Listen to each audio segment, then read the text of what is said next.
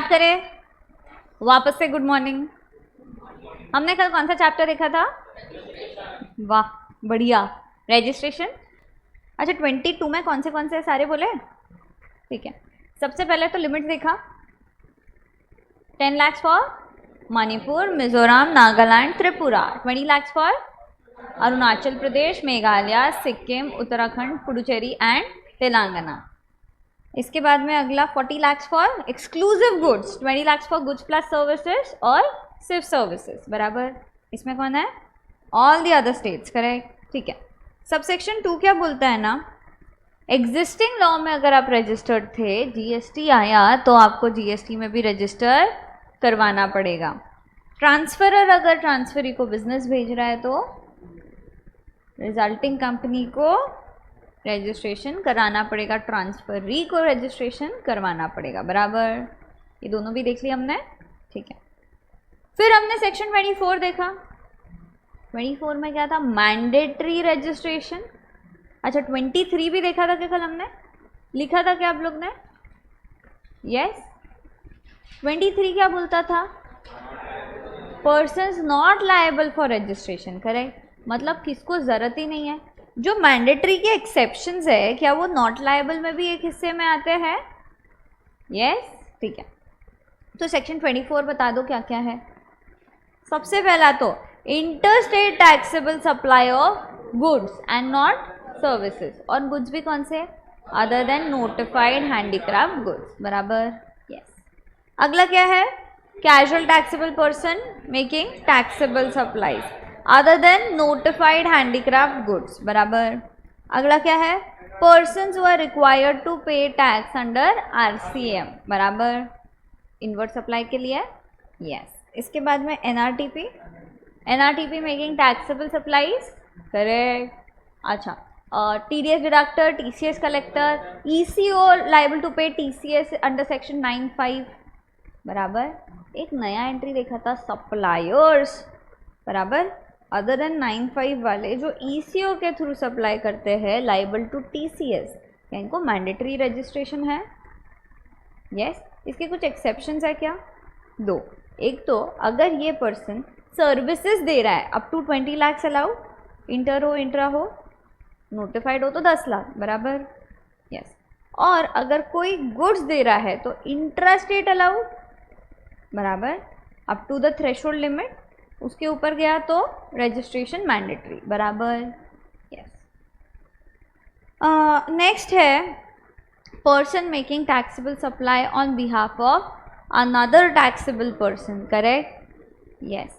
अगला क्या है? गवर्नमेंट के पास पावर है, ISD, OIDAR, every person supplying online money gaming from outside India to a person in India. But ये 3 एग्जाम के लिए रेलेवेंट है क्या? नहीं। आगे बढ़े। सीटीपी एनआरटीपी देखा हमने। फिर कितने दिन का मैक्सिमम रजिस्ट्रेशन मिलता है इनको? 90 days और period specified whichever is lower, lower ना, हाँ, plus additional 90 days under special circumstances और period specified whichever is lower. Yes, very good. Next, at least 5 days prior to commencement इन लोग को रजिस्ट्रेशन करना पड़ेगा। क्या रजिस्ट्रेशन करते समय एडवांस डिपॉजिट करना पड़ेगा? समझ में आया? यस। सेक्शन 27 था क्या ये? 24 हमने देखा, 22 हमने देखा, अभी 23 देखे। नॉट लायबल फॉर रजिस्ट्रेशन, बराबर, लिखा है ना ये सबने? Yes. Persons not liable for registration, अगर आप होनली एग्जाम सप्लाई कर रहे हो तो आपका रजिस्ट्रेशन का रिक्वायरमेंट है क्या? नहीं। भले ही आपका टर्नओवर एक्सीड हो गया फिर भी आपको रजिस्टर करने का ज़रूरत है क्या? नहीं। पक्का? ठीक है। अगर आप एग्रीकल्चरिस्ट हो तो भी ज़रूरत नहीं है। Specified category exempted, person making any RCM outward supply, चलेगा क्या? यस। इसमें वो वाला पार्ट आ गया, इंटरस्टेट। अगला part, interstate taxable supply up to 20 lakhs of services और नोटिफाइड हैंडीक्राफ्ट गुड्स, एक्सेप्शन वाला पार्ट आ गया। Yes. CTP interstate up to 20 lakhs for handicraft goods, सही है। Yes. Intrastate supplies of goods through an ECO TCS जो goods देता है within the threshold, services intra inter within the limits through ECO. Yes, देखा था हमने ये. Yes, तो बोलो ना, मेरा ओरल चल रहा है. बोलो हाँ हाँ बराबर बोल रहे हो, सही बोल रहे हो, बोलो बोलो. अरे अभी आप बताओ, सेक्शन 25 इंडिया मतलब लैंड, वाटर, हवा, सब कुछ आ गया. ठीक है. पानी में कितना? 12 नॉटिकल माइल. जैसे किलोमीटर हम लोग है ना मेजर नहीं कर सकते पानी में, बराबर, इसलिए हम माइल्स में उसमें कैलकुलेट करते हैं. तो 12 नॉटिकल माइल. यस. अगला, अगर पानी में हमारा कोई जगह है तो हम क्या बोलेंगे, जो भी नियरेस्ट बेस लाइन है वो स्टेट से सप्लाई हुआ है. यस. अगर उधर से हुआ तो उधर रजिस्ट्रेशन का लिमिट लग जाएगा हमको, उधर का मतलब उधर रजिस्ट्रेशन करना पड़ेगा हमको. यस. अभी मेरे को बताना नंबर ऑफ डेज कितने हैं जब तक आपको रजिस्ट्रेशन लेना पड़ेगा. When you become liable to register, you will have to register within a period of 30 days. If you register within 30 days, what is the effective date of registration? When you become liable to register, correct? और अगर आप 30 days में नहीं करते हो तो date of grant of registration will be the effective date of registration, correct? Yes. CTP NRTP को कितने दिन पहले करना पड़ेगा? 5 days prior. SEZ अपने आप में अलग है, उसका स्पेशल सेपरेट रजिस्ट्रेशन लेना पड़ेगा क्या? Yes, very good. अगला, एक से ज़्यादा अगर मेरे को रजिस्ट्रेशन लेना है, ले सकती हूँ? अच्छा, एक जगह जहाँ पे मैंने लिया है वो मेन जगह, उसको क्या बोलेंगे?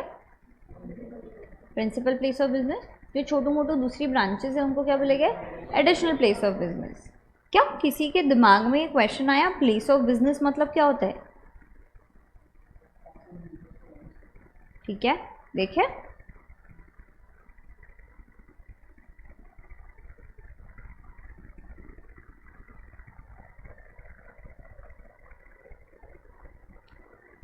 Place of business has been defined under the CGST Act. देखिए, a place of business is a place from where the business is ordinarily carried on. Place of business देख रहे हैं क्या हम? ऐसा place जहाँ से business ordinarily carry करते हैं हम लोग. Yes. And includes, what does it include? A warehouse, godown or any other place where a taxable person stores his goods or supplies or receives such goods or supplies or both services or both. बराबर, मतलब कि जहाँ से वो cell कर रहा है वो जगह, जहाँ पे वो स्टोर कर रहा है वेयर हाउस में, क्या वो भी जगह आपके प्लेस ऑफ बिजनेस में आएगा? बराबर. Yes. A place where a taxable person maintains his books of accounts.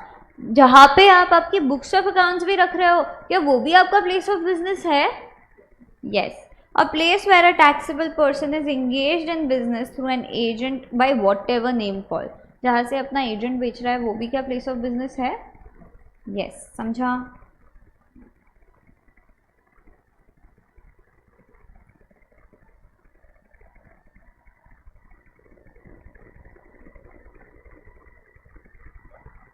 एक मिनट.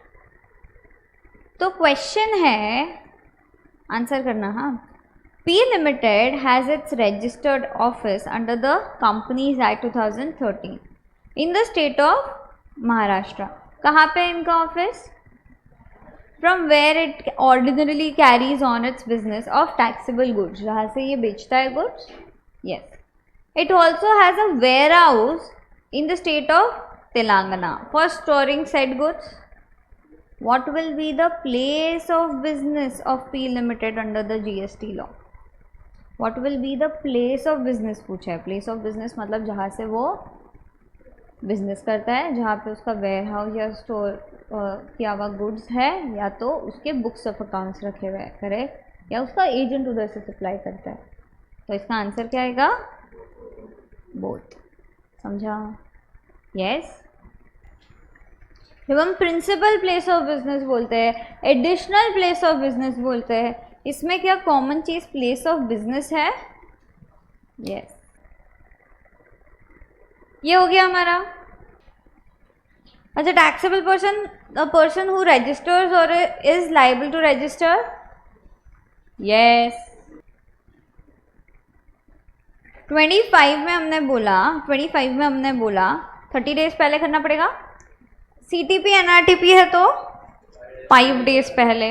अच्छा, वही अगर UIN है तो उसको कितने दिन में मिलेगा? 3 डेज, बराबर, यस, ठीक है। एक स्टेट में एक रजिस्ट्रेशन काफ़ी है, एक से ज़्यादा करना चाहे तो? अच्छा, और स्टेट में अपनी ब्रांचेस है तो मल्टीपल रजिस्ट्रेशंस, ठीक है। कहीं से हम एग्जाम्प्ट सप्लाई करते हैं पूरा तो वो एग्जाम्प्ट हो जाएगी रजिस्ट्रेशन से, उसका लोअर लिमिट भी हम अपने इसमें नहीं पकड़ेंगे, बराबर। बट टर्नओवर में उसका टर्नओवर आएगा, क्योंकि हमको एग्रीगेट टर्नओवर के डेफिनेशन में बोला था एग्जाम्प्ट सप्लाईज भी ऐड करो, करेक्ट। इसके बाद में अगला है आपका डिस्टिंक्ट पर्सन, ये पढ़ा था, मल्टीपल रजिस्ट्रेशंस आपस में डिस्टिंक्ट पर्सन, इनके offices establishments of distinct person, बराबर। वॉलंटरी रजिस्ट्रेशन, हाँ, अच्छा, जो जोर से बोलेगा ना उसको एग्जेम्पशन मिलेगा। वॉलंटरी रजिस्ट्रेशन, ऐसा मेरा ब्लेसिंग्स है। Voluntary registration, very good. Distinct person मतलब person registered under same PAN, मतलब GST में कैसा रजिस्ट्रेशन होता है, किसके ऊपर बेस्ड? पैन बेस्ड, क्या बात है। तो पर TDS TCS वाले TDS TCS नंबर दे सकते हैं पैन की जगह।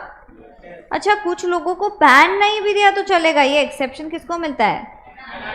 पैन की जगह पे वो क्या देंगे? पासपोर्ट, एप्लीकेशन वगैरह, और उनके कंट्री का TIN, टैक्स आइडेंटिफिकेशन नंबर या कुछ होएगा तो, करेक्ट, यस। फिर हमने 25(8) देखा, अगर कोई पर्सन लाइबल टू रजिस्टर है और रजिस्टर नहीं करता है, क्या PO उसको उसका रजिस्ट्रेशन करवा सकता है टेम्पररी बेसिस पे? यस, पक्का एग्जेम्पशन। जो 2 पार्ट्स बनते हैं वो ये बनते हैं कि जब PO ने आपका टेम्पररी रजिस्ट्रेशन करवा दिया, आपको लगता है हाँ करना चाहिए था, आप कितने दिन के अंदर करोगे? विदिन 90 डेज, बराबर, यस। अच्छा, PO ने करवाया, आपको लगता है PO कुछ भी कर रहा है, गलत कर रहा है, आप क्या करोगे? अपील करोगे एपेलेट अथॉरिटी के पास, ठीक है। कितने दिन के अंदर एपेलेट अथॉरिटी ने अगर डिसीजन दे दिया तो कितने दिन के अंदर आपको रजिस्ट्रेशन करवाना पड़ेगा? अगर AA ने बोल दिया कि आपको करना ही है रजिस्टर, फिर 30 डेज, वेरी गुड। AA ने रिजेक्ट कर दिया, बोला टेम्पररी रजिस्ट्रेशन बेकार है, तुमको लगेगा ही नहीं, तो फिर बढ़िया, no need to register, correct, yes. 25, 9, 10, 11, 12 notwithstanding anything contained in 25(1), ये सेंट्रलाइज्ड है क्या? UIN, यूनिक आइडेंटिटी नंबर, सिर्फ कुछ लोगों के लिए है क्या? Specialised agency of UN, UNO, multilateral embassies और इन सब के लिए है क्या? कंसुलेट और ये सब, बराबर। Any person are notified by the commissioner. ये क्यों करते हैं रजिस्टर? क्योंकि इन्होंने जो टैक्सेस पे करे हैं उसका रिफंड इनको लेना है। अच्छा, ये अगर आप UIN है तो आपको टैक्सेबल पर्सन बोलेंगे क्या हम? आपको कोई टैक्स भरने आ रहा है क्या? बट आपको B2B में कंसिडर करेंगे क्या हम? रीज़न बीइंग B2C का लंप सम अमाउंट जाता है, तो मुझे ऐसा लगता है उनको ना डिटेल्स तो चाहिए। UIN नंबर अगर ले लिया तो अपने पास डिटेल्स तो भी रहेगी एटलीस्ट, इसलिए हो सकता है इसको B2B में कंसिडर करते हैं, करेक्ट, ठीक है। आगे बढ़े। Such are the reason as we prescribe, nothing is prescribed अभी तक, ठीक है। ये हमने पढ़ लिया, 3 दिन में करना पड़ता है। 3 दिन में रजिस्ट्रेशन नहीं मिला तो डीम टू बी रजिस्टर्ड। 25 देखा, 26 C में रजिस्टर्ड तो S में भी रजिस्टर्ड, C में कैंसिल हुआ मतलब S में भी कैंसिल हुआ, यस, वेरी गुड। अगला देखे, 27 हो गया। 28 देखे थे, अमेंडमेंट ऑफ रजिस्ट्रेशन, रजिस्ट्रेशन में कुछ चेंज हुआ, करेक्ट, कोर फील्ड में हो सकता है, नॉन कोर फील्ड में हो सकता है, करेक्ट। अगर नॉन कोर है तो सिंपल क्या करो, OTP डाल दो, चेंज तुरंत दिख जाएगा, करेक्ट। बट अगर कोर एरिया है, बराबर, कोर एरिया में क्या क्या आएगा? Legal name of the business आप चेंज कर रहे हो, बड़ा चेंज, यस। पर इसमें पैन नंबर चेंज हो सकता है क्या? नहीं, ठीक है। और एड्रेस चेंज कर रहे हो, बट स्टेट चेंज हो सकता है क्या? सीधा रजिस्ट्रेशन कैंसिल होएगा स्टेट चेंज में, ठीक है। Third, addition and deletion of MD CEO, जो बड़ा इंसान है उसका, करेक्ट। ये कोर चेंजेस है क्या? अगर कोर चेंजेस करते हो तो चेंज होने के कितने दिन में आप उधर इन्फॉर्म करोगे? 15 डेज में पीओ को इन्फॉर्म करोगे, करेक्ट। प्लस डॉक्यूमेंट्स के साथ में। पीओ अगर सेटिस्फाइड है तो 15 दिन के अंदर अंदर अमेंडमेंट कर देगा, और अगर सेटिस्फाइड नहीं है तो हमको शो कॉज नोटिस देगा, बराबर। उसका रिप्लाई हमको अगले 7 दिन में करना है। आप देखोगे कभी भी हमको करेक्शन वाला रिप्लाई करना होता है ना, उसका पीरियड 7 डेज ही होता है, बराबर। 7 डेज में करना होता है, यस। 7 डेज में रिप्लाई करोगे, अगर वो सेटिस्फैक्ट्री है तो क्या होएगा? अमेंडमेंट हो जाएगा, और अगर नहीं है तो opportunity of being heard they दो और फिर रिजेक्ट कर दो। समझ में आया? यस, ठीक है। नेक्स्ट पार्ट पढ़े, सेक्शन 29, कैंसिलेशन ऑफ रजिस्ट्रेशन। देखा हमने सेक्शन 29 में, बराबर। रजिस्टर्ड पर्सन खुद कर सकता है कैंसिल, या तो पीओ में कैंसिल, करेक्ट। रजिस्ट्रेशन पर्सन और पीओ कौन से केसेस में कैंसिल कर सकता है? एक तो आपका बिजनेस जो है वो डिसकंटिन्यू हो गया या फुल्ली ट्रांसफर हो गया, करेक्ट। सेकंड, वॉलंटरी कैंसिलेशन, या तो change in constitution of business. Business discontinue हुआ या ट्रांसफर हुआ फुल्ली, मतलब डेथ हुआ किसी का, कुछ ऐसे हुआ, यस, ठीक है। और कॉन्स्टिट्यूशन मतलब आपका पार्टनरशिप से स्टेटस चेंज हो गया वगैरह वगैरह, बराबर, यस। अगला क्या है? पीओ में कैंसिल। इधर तक हमने देखा था पीओ या रजिस्टर्ड पर्सन खुद कैंसिल कर सकता है। इधर तक क्लियर है सबको? यस, ठीक है। अगला पार्ट हम देखने जा रहे हैं जो है पीओ में कैंसिल, करेक्ट, यस। अब पीओ जो है वो खुद कैंसिल कर सकता है इन केसेस में। क्या ऑप्शनल है ये? में मतलब करना चाहे तो कर सकता है, यस। देखे कौन से केसेस है? अच्छा, इसमें नीचे नोट दिया है from such date including any retrospective date.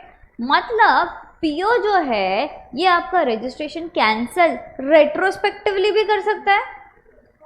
Retrospective मतलब आज से पहले का कोई टाइम, उधर से अभी तक कर सकता है ये कभी भी, यस। समझ में आया? यस, चलो आगे बढ़े। कब कब कर सकता है पीओ कैंसिल रेट्रोस्पेक्टिवली? देखते हैं। सबसे पहले अगर रजिस्टर्ड पर्सन ने कोई भी कंडीशन कॉन्ट्रावीन करी है, बराबर, यस। इसमें आता है सबसे पहले तो रूल 21, क्योंकि इधर क्या बोला है? एज में बी प्रिस्क्राइब, तो प्रिस्क्राइब कहाँ करा है? रूल 21 के अंदर, करे, ठीक है। रूल 21 में बोला है अगर वो ऐसा बिजनेस कंडक्ट करता है जहाँ पे उसने उसका principal place of business declare ही नहीं किया है, ठीक है, does not conduct any business from the declared place of business, या इसको हम ऐसा बोलते हैं कि जो प्लेस ऑफ बिजनेस है वहाँ से कोई एक्चुअल में बिजनेस कंडक्ट ही नहीं कर रहा है, तो कैंसिल हो सकता है।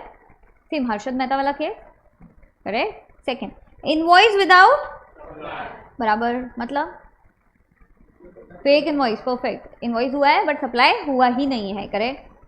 अगला, violets anti profiteering. What is anti profiteering?